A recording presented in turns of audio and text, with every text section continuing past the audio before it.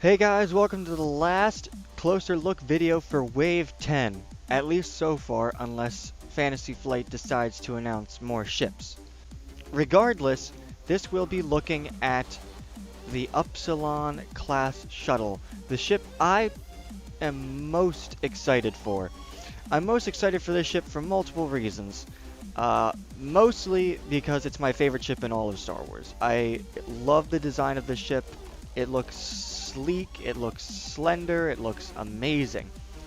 Secondly, it adds to my First Order squadrons, which now consist of TIE Special Forces and TIE First Order fighters.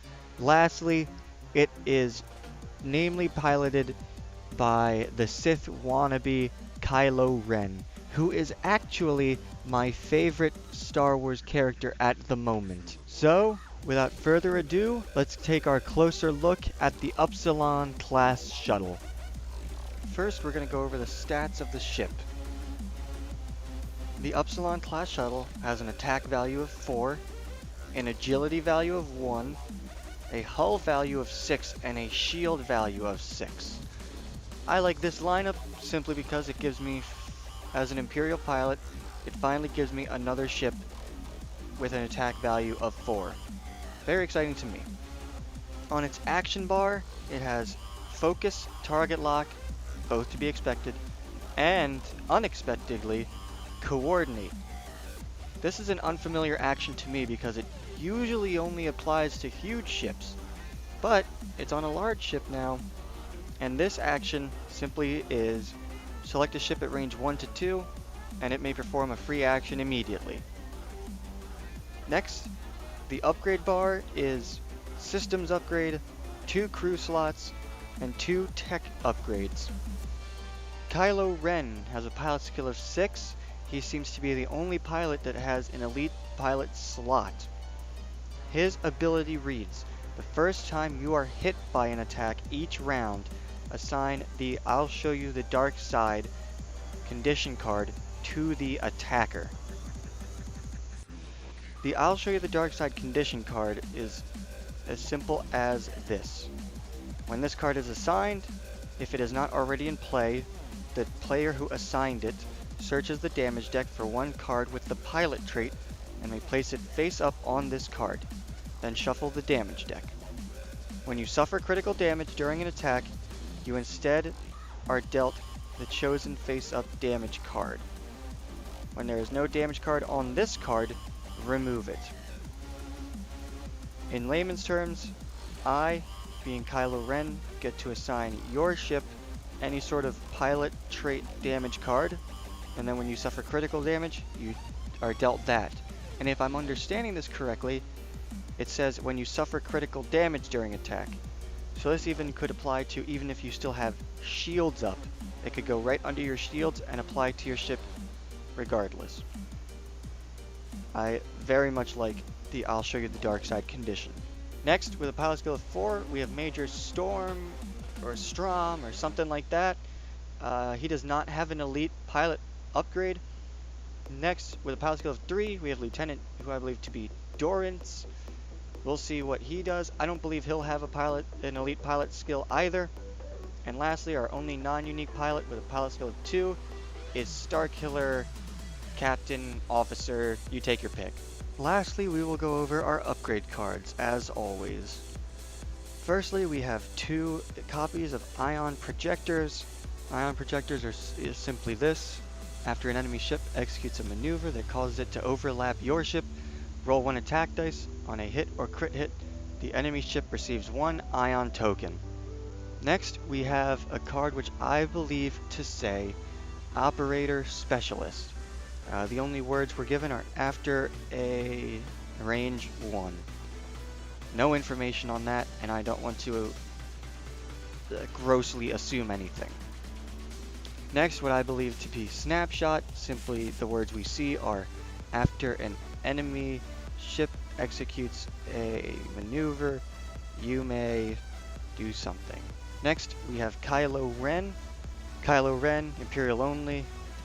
Simply as action, assign the I'll show you the dark side condition card to an enemy ship at range 1 to 3.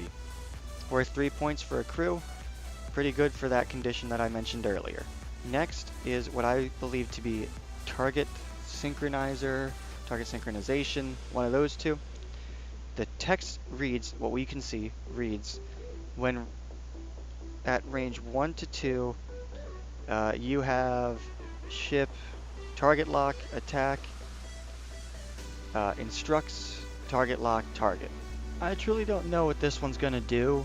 Maybe it'll let you share target locks. Maybe it will let you not have to spend them when re-rolling attack dice. But I truly don't know. Let me know what you guys think. If you guys have any better suggestions or ideas, you probably do. But let me know. Next, we have the Hypercom again, the Hypercom link. But thanks to ForkMonkey88 on Reddit, he shared with me a bit of information or assumption that he had. Hypercom, this is his words exactly. Hypercom mentions a place forces step trigger that treats a specific value of a chosen ship as 0 for that step. Perhaps you can choose an enemy ship and force them to place first. There is also another trigger that may or may not be during the same timing window as the first one.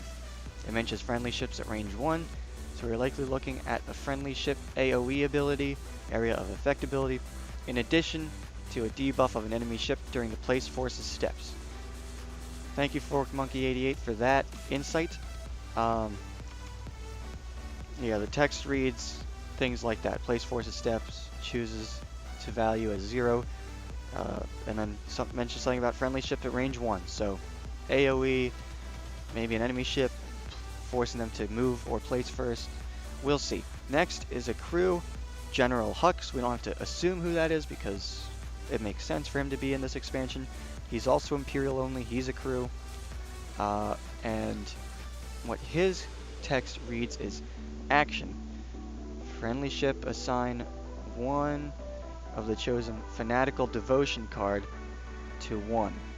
That's all the text we can see, but that also helps us see what Fanatical Devotion, his condition, will do. It's to a friendly ship, so that's a buffing of a friendly ship at range 1 or whatever. And Fanatical Devotion, that condition card that he has, reads as follows. When defending, spend token. When attacking, focus tokens. Results to hit results. The first focus result, change. Something cannot be, I'm assuming this to say cancelled by defense dice, but the defender can cancel critical hits results. And then the last 2 lines says just during and then remove.